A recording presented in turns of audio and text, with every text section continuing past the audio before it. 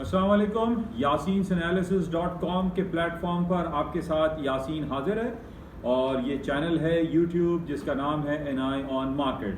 आप तमाम लोगों का मैं बेहद तहे दिल से शुक्रगुजार हूँ कि आप YasinSanalysis.com पर आते हैं, मुझे सुनते हैं और फाइनेंशियल मार्केट, फाइनेंशियल न्यूज़ को कुछ डाइजेस्ट करने की कोशिश करते हैं। और मेरी भी ये हतमुल इम्कान कोशिश होती है कि जो भी इंटरनेशनल फाइनेंशियल मार्केट में इम्पॉर्टेंट इवेंट्स हो रहे हैं, चाहे वो पाकिस्तान हो, इंडिया हो, दुबई हो या UAE हो, बरतानिया हो, यूरोप हो, अमेरिका, कनाडा, जहाँ भी, चाइना की मार्केट हो या हांगकांग में जो कुछ हो रहा है, उस हवाले से आप लोगों को सीधा सीधा इंपॉर्टेंट बातें बताई जाएं। बहरहाल ये हफ्ता बड़ा इंपॉर्टेंट रहा है और मैंने मंडे से आप तमाम लोगों की खिदमत में ये बात गोशगुजार करने की कोशिश करता रहा कि ये हफ्ता हमारे लिए बड़ा इंपॉर्टेंट रहेगा। अमेरिका के सेंट्रल बैंक की मीटिंग बरोज़ वेडनेसडे कल यानी हो चुकी है और इसके अलावा दुनिया की जो देव है कल बड़ी बड़ी अर्निंग जो कंपनीज हैं उनकी अर्निंग रिपोर्ट का सिलसिला जारी था। और कल हमने ये देखा कि न सिर्फ अमेरिका के सेंट्रल बैंक की मीटिंग का रिजल्ट अनाउंस हुआ जिसमें उन्होंने अपने इंटरेस्ट रेट को अनचेंज रखा, बल्कि रात में लेट नाइट फेसबुक की अर्निंग रिपोर्ट आई जिसने पिछले तमाम रिकॉर्ड तोड़ दिए पिछले 6 सालों में और सन 2016 के बाद सबसे बेहतरीन रिजल्ट्स अनाउंस किए। बहरहाल इससे पहले भी 3 दिन पहले भी हमारे पास डिफरेंट बड़ी बड़ी कंपनीज की अर्निंग रिपोर्टें आती रहीं। जैसे मैंने आपसे पहले जिक्र किया था कि अल्फाबेट गूगल की अर्निंग आउट ऑफ एक्सपेक्टेशन बेहतरीन आई। इसके अलावा एप्पल था, इसके अलावा माइक्रोसॉफ्ट की अर्निंग रिपोर्ट आई जो कि देव हेकल बड़ी जायंट कंपनीज कहलाती हैं और ये जिसको हम एक उर्फ़े आम में कहते हैं कि टू बिग टू फेल। ये इतनी बड़ी जायंट कंपनीज हो चुकी हैं जिनकी मार्केट कैपिटलाइजेशन न सिर्फ बिलियंस ऑफ डॉलर को क्रॉस कर गई बल्कि अब ट्रिलियंस ऑफ डॉलर को भी क्रॉस करती चली जा रही हैं। यानी 1.62 ट्रिलियंस ऑफ डॉलर की मार्केट कैप है इन तमाम कंपनीज की और इनकी जब रिपोर्ट्स आती हैं तो मार्केट में एक भूचाल जैसी कैफियत रोनुमा हो जाती है। तो बहरहाल कल हमारे लिए इन फेसबुक से हट के जो सबसे ज्यादा इंपॉर्टेंट खबर थी जो अमेरिका के सेंट्रल बैंक यानी फेडरल रिजर्व बैंक की कमेटी है जिसको हम फेडरल ओपन मार्केट कमेटी कहते हैं, FOMC, जिसको बहुत कॉमनली यूज किया जाता है, इसके हवाले से बड़ी इंपॉर्टेंट खबर ये आनी थी कि जनाब अमेरिका कोई ऐसा इशारा देगा कि वो अपने शरह सूद को बढ़ा देगा। बहुत सारी बातें होती रही कि जनाब अमेरिका के जो billions and trillions of dollar के इकोनॉमिक स्टिमुलस पैकेजेस अनाउंस किए हैं जिसकी वजह से अमेरिका की इकोनॉमी में इफराते ज़र बढ़ने का बड़ा खतरा लाक हुआ हुआ है। और हम ये देख रहे हैं कि CPI की रिपोर्ट हो जाए या PPI की रिपोर्ट हो जाए, प्रोड्यूसर प्राइस इंडेक्स है या कंज्यूमर प्राइस इंडेक्स है या दूसरे जो इंडिकेटर्स हैं उसके अंदर एक इन्फ्लेशन या इफराते ज़र के बढ़ने का बहुत ज़्यादा खौफ तारी हुआ है। अच्छा, अब हमें ये मालूम है कि जब इफराते ज़र बढ़ जाता है, इन्फ्लेशन रेट जो है वो उसके गिरानी बढ़ती चली जाती है, तो इसका वाहिद टूल ये होता है कि जनाब इंटरेस्ट रेट बढ़ा दिया जाए, जो कि नॉर्मली लोगों के जहन में ये आता है कि जनाब इंटरेस्ट रेट को बढ़ाने से इन्फ्लेशन जो है वो कंट्रोल हो जाएगा और इन्फ्लेशन डाउन हो जाएगा। लेकिन हमारे पास बहुत अरसे से ये बात हो रही है कि जनाब इन्फ्लेशन के अगेंस्ट में ज़रूरी नहीं है कि हम 100% सिर्फ एक ही इंडिकेटर यानी इंटरेस्ट रेट को बढ़ाने का फार्मूला इस्तेमाल करें, बल्कि हम ये देख रहे हैं कि जो फेडरल रिजर्व बैंक या जो सेंट्रल बैंक होते हैं वो बॉन्ड इशू करते हैं, वो बॉन्ड जारी करते हैं, वो ट्रेजरी बॉन्ड्स लेकर आते हैं, वो डिफरेंट किस्म के एक नोट्स इशू करते हैं और उस नोट्स इशू करने के बाद यानी गवर्नमेंट से वो परचेजिंग की तरफ जाते हैं कि परचेज कर रहे हैं, बॉन्ड परचेज कर रहे हैं गवर्नमेंट की, सॉरी इसको मैं तस्हीह कर रहा हूं कि बॉन्ड परचेज करते हैं। तो इस हवाले से हमारे पास ये इंपॉर्टेंट खबर थी कि जनाब तकरीबन 120 बिलियंस ऑफ डॉलर की बॉन्ड बाइंग कर रहा है सेंट्रल बैंक। यानी सेंट्रल बैंक ने 120 बिलियन डॉलर के जो पिछले कई महीनों से ये सिलसिला चल रहा है कि 80 बिलियंस ऑफ डॉलर के वो ट्रेजरी बॉन्ड खरीदता है federal reserve bank, 40 billions of dollar के मॉर्गेज बैक सिक्योरिटीज खरीदता है, तो लगभग तकरीबन 120 बिलियंस ऑफ डॉलर के फेडरल रिजर्व बैंक जो है वो गवर्नमेंट से ये बॉन्ड्स खरीदता है। अच्छा, अब ये बॉन्ड्स जब गवर्नमेंट से खरीदता है तो इसके साथ ही मार्केट में एक मनी सप्लाई जो है वो बढ़ जाती है जिसको उर्फ़े आम में फिर हम यही कहते हैं कि जनाब इन्फ्लेशन बढ़ रहा है, लोगों के पास मनी सप्लाई बहुत ज़्यादा है, पैसे की फरावानी है। इन बेसिस पे जब हम ये देखते हैं कि बॉन्ड बाइंग का सिलसिला फेडरल रिजर्व बैंक ज़्यादा करता है तो इफरात ज़र इन्फ्लेशन रेट बढ़ना शुरू हो जाता है। अच्छा, अब कल जो इंटरेस्ट रेट की मीटिंग हुई उसमें उन्होंने टेपरिंग की बात की। उन्होंने ये कहा कि अब ये हो सकता है कि इंटरेस्ट रेट को तो निगेट कर दिया कि जनाब इंटरेस्ट रेट को नहीं बढ़ाया जाएगा, लेकिन इधर टेपरिंग की बात इन्होंने की है कि जनाब 120 बिलियन ऑफ डॉलर के जो ट्रेजरी बॉन्ड्स गवर्नमेंट से खरीदता है फेडरल रिजर्व बैंक और उसके अगेंस्ट में फिर डॉलर की सप्लाई करता है, इसको टेपर किया जाएगा। ये हम 120 बिलियन डॉलर की जगह 110 बिलियन डॉलर में ट्रेजरी बॉन्ड्स को या मॉर्गेज बैक सिक्योरिटीज जो है वो खरीदेंगे, फेडरल रिजर्व बैंक खरीदेगा, उसको टेपर कर दिया जाएगा। 120 की जगह 110, 110 की जगह 100 या 100 की जगह 90, 90 की जगह 80। अच्छा, अब इससे ये होगा कि ट्रेजरी बॉन्ड तो वो खरीदेगा, लेकिन मार्केट में मनी सप्लाई कम होगी। मनी सप्लाई के कम होने के बेसिस पे ये मुमकिन है कि इन्फ्लेशन कंट्रोल हो जाए। जब इन्फ्लेशन कंट्रोल हो जाएगा तो there is no need to raise interest rate. अब जब इंटरेस्ट रेट बढ़ाने की कोई इंडिकेशंस हमारे पास नहीं आएगी तो इसका रिफ्लेक्शन पॉजिटिवली क्या होगा कि स्टॉक मार्केटें ऊपर की तरफ जाना शुरू हो जाएंगी।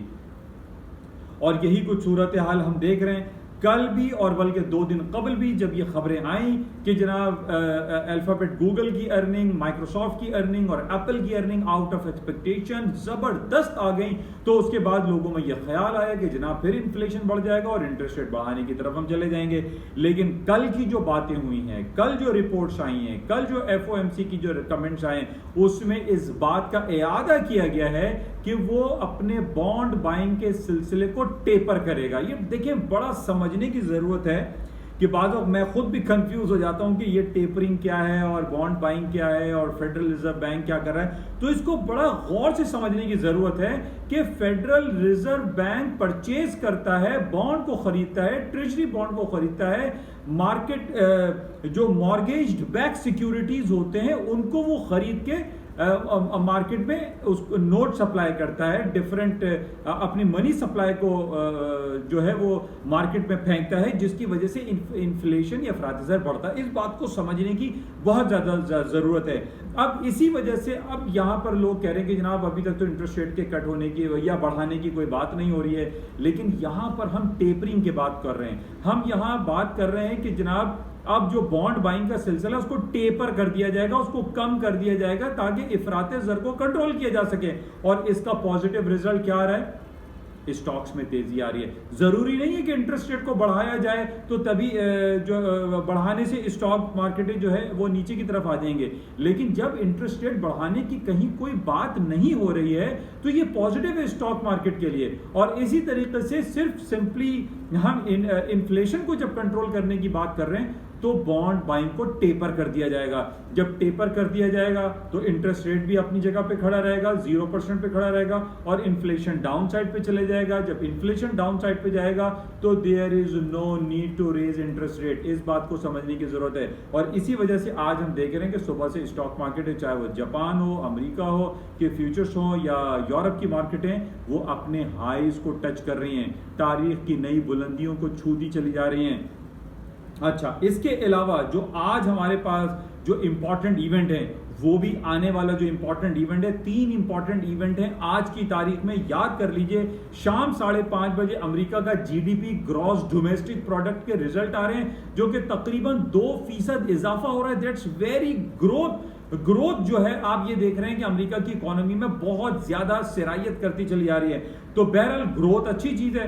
अब बहरहाल इसका जो रिजल्ट आएगा वो 5:30 बजे आएगा। फिर जॉबलेस क्लेम की रिपोर्ट वो भी बड़ी जबरदस्त आ रही है। और रात में 1 बजे जो मार्केट क्लोज होती है पाकिस्तानी वक्त के मुताबिक रात 1 बजे अमेजॉन की अर्निंग रिपोर्ट आ रही है। जेफरी बेजोस की सबसे बड़ी कंपनी दुनिया में गिरदानी जा रही है, जो पिछले दिनों इन्होंने एक नया सिलसिला शुरू किया है कि जनाब अगर आपको सयाहत के लिए जगहें मुल्क पूरी जमीन पे खत्म हो गई हैं तो अब आप एस्ट्रोनॉमी बन जाए, आप एस्ट्रोनॉट बन जाइए और जाइए आप खला में सैर व तफरी करके आइए। उसमें आपको $2.5 लाख का टिकट लेना पड़ेगा। तो ये Amazon.com के मालिक मिस्टर जेफरी बेजोस ने ब्लू ओरिजिन के नाम से एक कंपनी क्रिएट कर दी है। अभी पिछले हफ्ते वहां गए भी थे, 20 जुलाई का वाकया है। और उससे पहले रिचर्ड ब्रैंसन साहब गए थे अपने वर्जिन गैलेक्टिक में।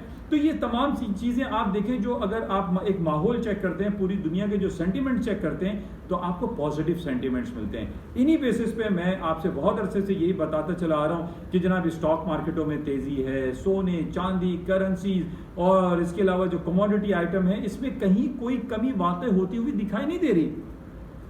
कल मैंने आपसे जिक्र किया था, 2-3 दिन से आपसे जिक्र कर रहा हूं कि 1790 डॉलर के नीचे स्टॉप लगाइए और गोल्ड को परचेज कीजिए, खरीदारी करते रहिए। और कल यही हुआ, 1790 का लो किया गोल्ड की मार्केट ने और आज इस वक्त 1822 मार्केट चल रही है। ये सारे सेंटिमेंट्स हैं जो कि हम देखते रहते हैं, पढ़ते रहते हैं, तज्जिए और तबसरे करते हैं, जायजा लेते हैं, उसके बाद आपके साथ शेयर करते हैं। तो बहरहाल ये बड़ी इंपॉर्टेंट खबर है। आज अमेजॉन की जो अर्निंग है, इसको आप बहुत जायजा लीजिएगा, देखिएगा कि इसके ऊपर क्या कुछ होता है। अच्छा, फेसबुक का थोड़ा सा मैं आपको बता दूं कि अर्निंग पर शेयर जो फोरकास्ट की जा रही थी वो 3.03 थी, जबकि 3.61 अर्निंग रिपोर्ट आई, ईपीएस अर्निंग पर शेयर। और रेवेन्यू जनरेशन जो कि तकरीबन 28 बिलियंस ऑफ डॉलर था, 27.89 था, वो 29.08 बिलियंस ऑफ डॉलर उसके रेवेन्यू जनरेट हो गए। तो ये देखिए, सारी पॉजिटिव खबरें हमारे सामने आ रही हैं। इन पॉजिटिव खबरों के बेसिस पे हम ये अंदाज़ा लगाते हैं कि जनाब मार्केटें ऊपर हैं या नीचे की तरफ हैं। तो ये तमाम बातें थी जो आपके साथ शेयर की गई, एंड आई होप कि इनसे कुछ ना कुछ आपको इस्तेफादा ज़रूर हासिल होता होगा। और इसको हम देखते रहेंगे कि मजीद आज क्या खबरें रहती हैं। और इसके अलावा इसके कराची स्टॉक एक्सचेंज में कोई तेज़ी मंदी दिखाई नहीं दे रही, मार्केट में वॉल्यूम कम है, मार्केट थोड़ा सा डाउन साइड पे है। जो पॉलिटिकल सिनेरियो हमारे यहाँ चल रहे हैं, कश्मीर के इलेक्शन ख़त्म हो चुके हैं, पाकिस्तान में भी नॉर्मल हालात चल रहे हैं, लेकिन आज कोई ऐसा पोटेंशियल दिखाई नहीं दे रहा कराची स्टॉक एक्सचेंज में कि मैं आपसे ये कहूँ कि मार्केट में फलां शेयर्स को आप खरीदें तो अच्छा रहेगा। बहरहाल इसको हम मजीद वॉच में रखेंगे। लेकिन पिछले दिनों पाकिस्तान के सेंट्रल बैंक ने भी अपने इंटरेस्ट रेट को अनचेंज रखा था 7% पे, जो कि एक पॉजिटिव है और इससे स्टॉक मार्केट में एक पोटेंशियलिटी का इंजेक्शन इन कमिंग डेज में लग सकता है। बहरहाल ये कुछ बातें आपके साथ शेयर की गई और मैं उम्मीद करता हूँ कि इससे आपको कुछ ना कुछ फ़ायदा ज़रूर हासिल होता होगा। इंशाल्लाह राब्ते में रहेंगे। कल है जुमा और जुमे के हवाले से हम, जैसे आपसे बताता हूँ कि क्लोजिंग बड़ी इंपॉर्टेंट होती है, इसका हम कल जायज़ा लेंगे। थैंक यू, खुदा हाफ़िज़।